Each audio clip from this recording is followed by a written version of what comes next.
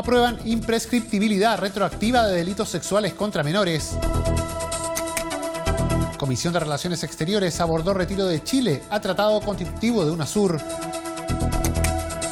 Proyecto sobre rendición de cuentas de gastos reservados comenzará su votación. Ministro de Economía expuso sobre supuesta manipulación de cifras del IPC. Competición de censura concluye sesión de comisión investigadora sobre tierras indígenas.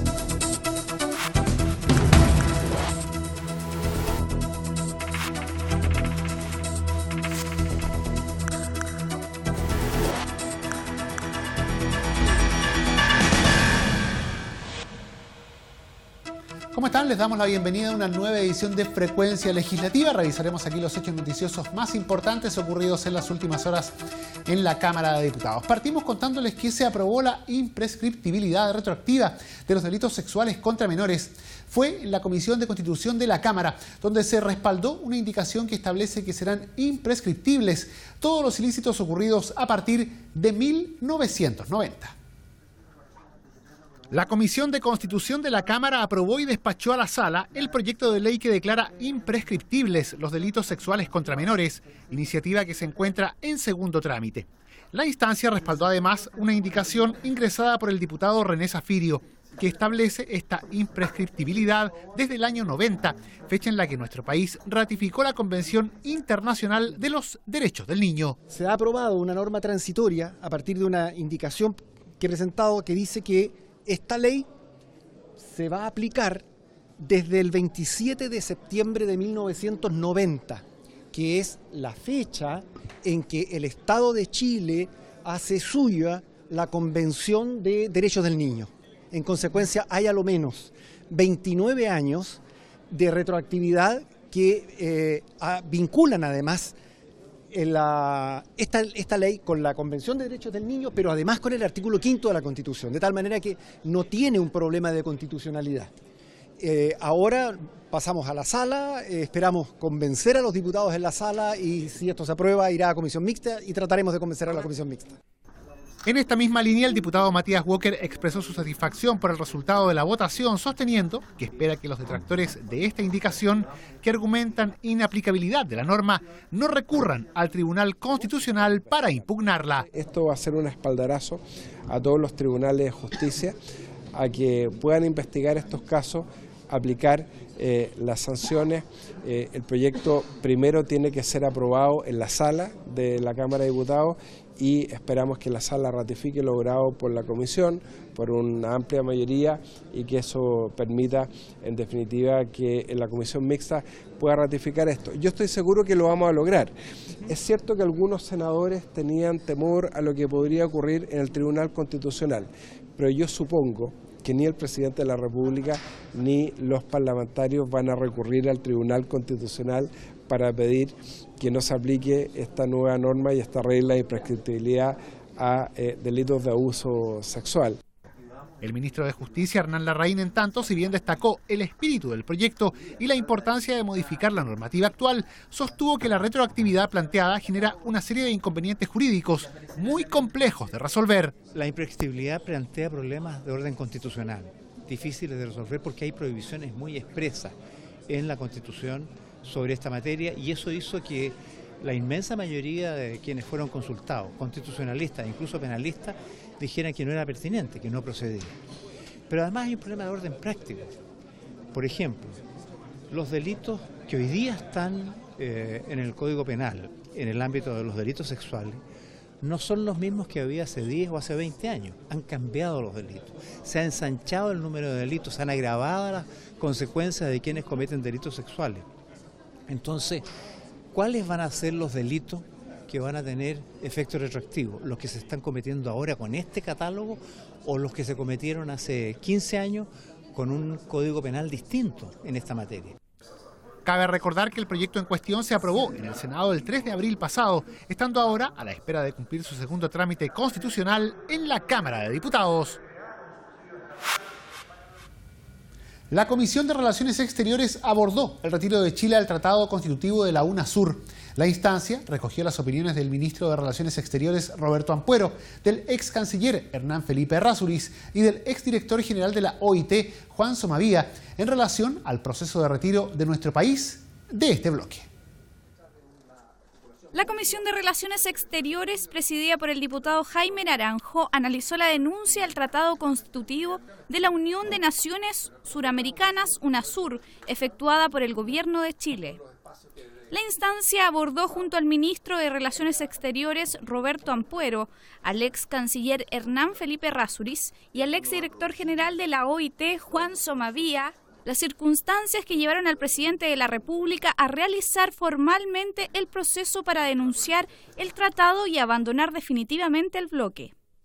Las razones, según plasma el escrito, se basan en que UNASUR se encuentra institucionalmente acéfala, sin que un secretario general sea nombrado desde enero de 2017. Al mismo tiempo, señala que el organismo se ha alejado de los principios que inspiraron su creación y hoy se ha convertido en una institución altamente politizada e inefectiva. El diputado Jaime Naranjo se refirió a los argumentos entregados por el canciller Ampuero ante la comisión. Los argumentos que él esbozó era la sobreideologización de esta institución, la burocracia que había generado y un sinnúmero de otros elementos. Sin embargo, hubo algunos parlamentarios que le hicimos saber al ministro nuestra opinión discrepante en el sentido de que veíamos que Prosur, la nueva instancia que se estaba constituyendo, estaba teniendo los mismos errores o estaba reproduciendo mecánicamente los mismos errores por los cuales estábamos cuestionando UNASUR. La ideologización, el hecho, por ejemplo, que en ninguno de los dos esté presente México, en fin, y por tanto se produjo un debate interesante. Por su parte, el diputado Francisco Undurraga respaldó la decisión del gobierno y llamó a crear más espacios de diálogo multilaterales. En lo personal creo que la decisión del presidente y el gobierno de Chile es acertada, es un organismo que nadie de los que con los cuales nos entrevistamos pudo acreditar acciones exitosas más allá del 2010-2011.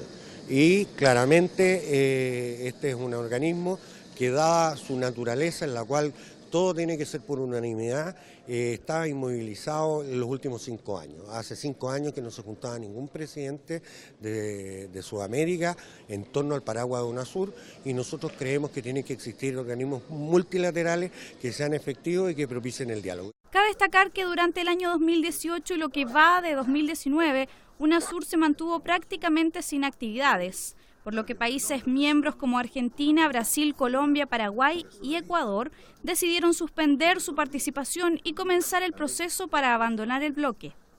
La comisión emitirá un informe dentro de los próximos días que será remitido a la sala pronunciándose sobre la decisión del jefe de Estado. Y el proyecto sobre rendición de cuentas de gastos reservados comenzará su votación. En la Comisión de Hacienda, el ministro de Defensa presentó las indicaciones del Ejecutivo que recogen gran parte de las propuestas parlamentarias, donde destaca un mayor control interno y externo de los gastos reservados y el fortalecimiento de las facultades de la Contraloría General. A punto de ser votado artículo por artículo, se encuentra en Hacienda el proyecto que regula la información y rendición de cuentas de gastos reservados en el sector público. El ministro de Defensa, Alberto Espina, y el subsecretario de Fuerzas Armadas, Juan Francisco Cali, presentaron las indicaciones del Ejecutivo que recogen gran parte de lo planteado por los parlamentarios en cuanto a control de los recursos. Es así como se establece por objeto del proyecto y de las indicaciones fortalecer el control civil y democrático en la obtención, ejecución y rendición de gastos reservados, preservando el desarrollo de las funciones públicas. Cabe recordar que la norma permitirá en forma anual determinar cuáles son las unidades de ministerios y entidades que podrán tener gastos reservados y cumplir sus tareas relativas a la seguridad interna y externa y el orden público del país, así como las funciones inherentes a la jefatura de Estado y que requieran de reserva o secreto.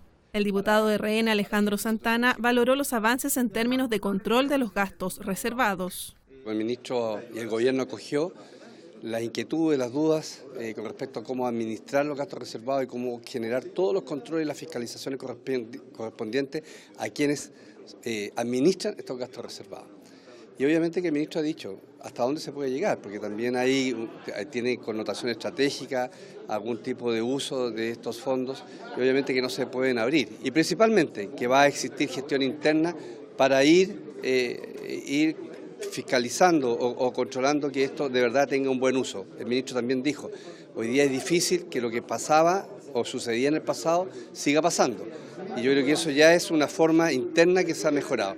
Control interno que considerará la identificación de las unidades operativas y el deber de información a los respectivos subsecretarios del Interior, de Fuerzas Armadas, Defensa y Relaciones Exteriores.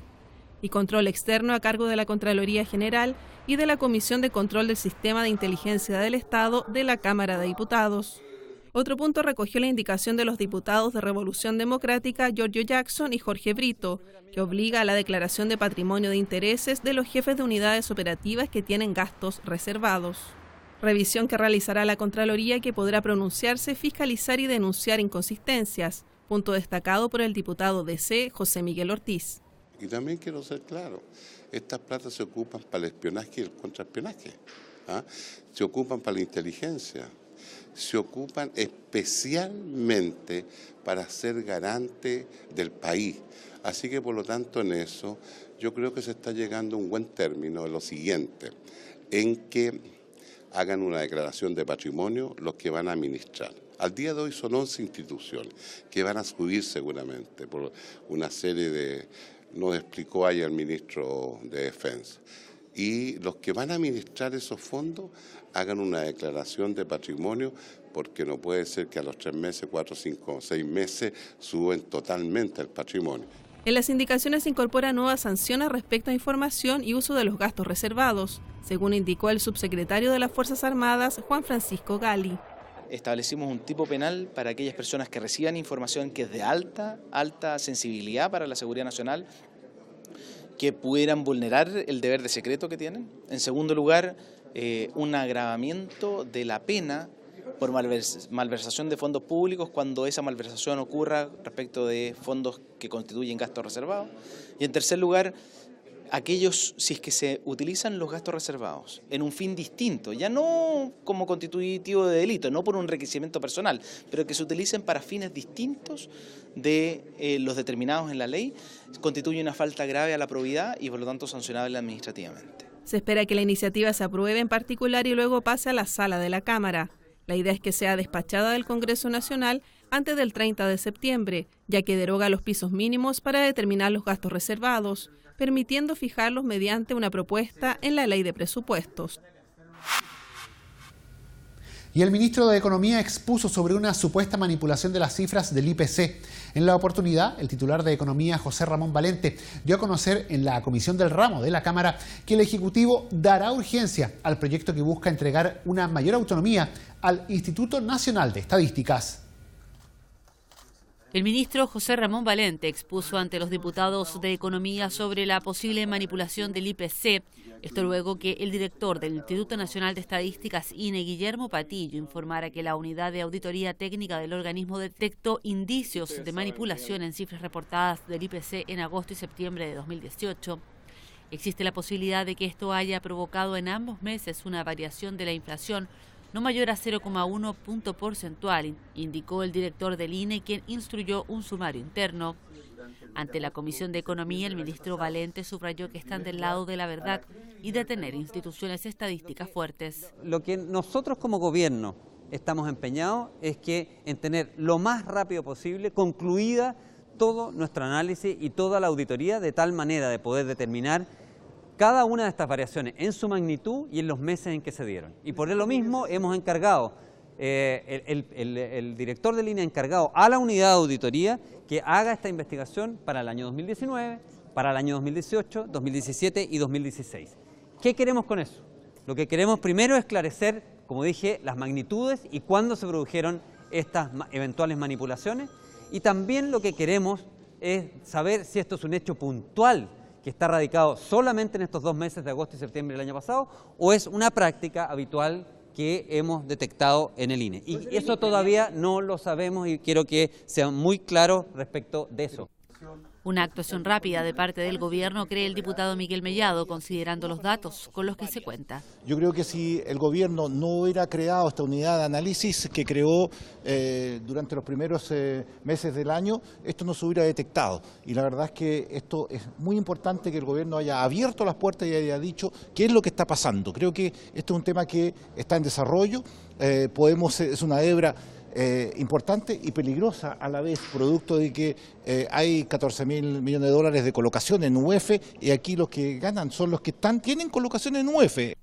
El diputado Gabriel Silver, en tanto, manifestó su preocupación por el posible daño patrimonial y planteó la posibilidad de una indemnización.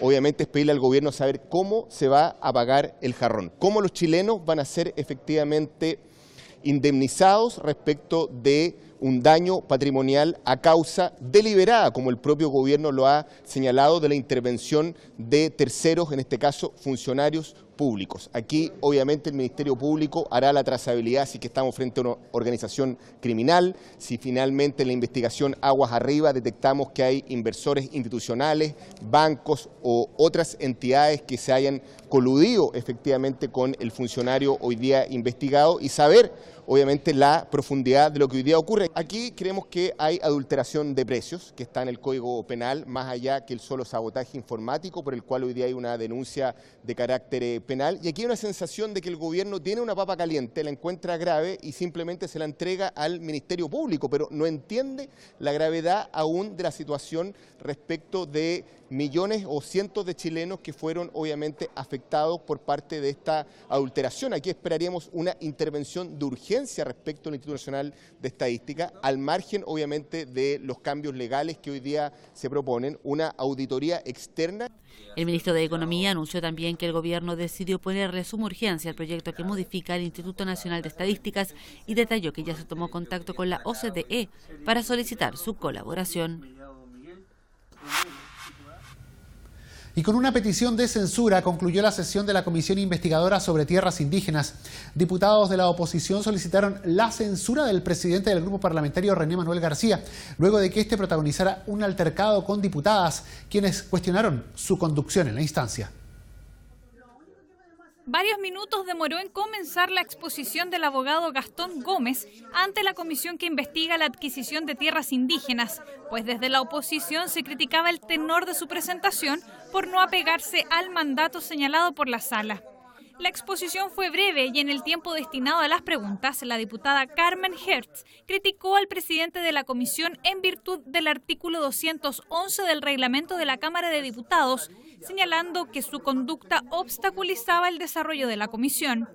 Debido al debate generado, no hubo espacio para que el abogado pudiera responder consultas en torno a la pertinencia de la instancia de incluir en la investigación al subsecretario Rodrigo Uvilla, junto a los notarios y conservadores, lo que fue criticado por el diputado Juan Antonio Coloma. Limitar el derecho a la legítima expresión de una persona que fue invitada por la comisión, un profesor de Derecho Constitucional, a manifestar si es que había algún reparo o no de constitucionalidad precisamente el mandato, me parece gravísimo. Yo, como parlamentario, llevo un poco más de 5 años y nunca me había tocado en ninguna comisión, ni investigadora, ni ordinaria, ni en la propia sala, que se impidiese a una persona dar su opinión respecto al tema para el cual fue invitado. Tras el término de la sesión, las diputadas Andrea Parra y Carmen Hertz criticaron la conducción del presidente de la instancia.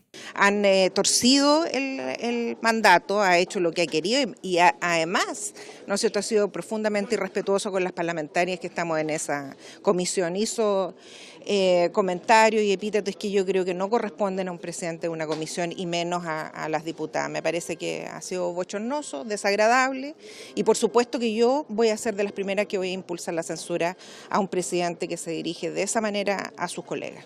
Ante esta situación en que yo formulo el reclamo verbal por la conducta, este señor García se descontroló y además espetó insolencias a esta diputada, a la diputada Andrea Parra, por lo que a nuestro entender, además la Comisión de Ética debería ver su conducta y tomar las medidas que correspondan. La situación vivida en la comisión motivó a la prensa acreditada en la Cámara de Diputados a buscar y consultar al diputado García sobre los hechos. El parlamentario, tras ser seguido por los pasillos de la corporación, reaccionó protagonizando un incidente con un periodista.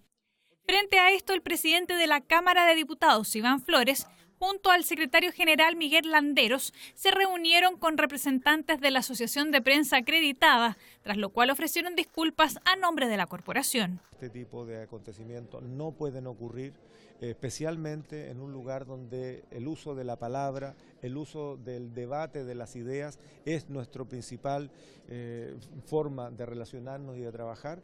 No puede ocurrir ni agresividad verbal desmedida, ni tampoco agresividad física. El presidente de Renovación Nacional, diputado Mario Desbordes, también se pronunció sobre los hechos. Creo que el diputado reaccionó inadecuadamente, no reaccionó bien, eso es evidente. Yo le ofrezco disculpas al periodista. La censura a la presidencia de la comisión será votada en la próxima sesión ordinaria de la instancia. Y de esta forma nosotros llegamos al final de la presente edición de Frecuencia Legislativa. Agradecemos su compañía y les recordamos que todas estas informaciones están disponibles para descarga en sus diferentes formatos audiovisuales en el www.cámara.cl. Muchas gracias por habernos acompañado. Siga junto a Cámara de Diputados Televisión.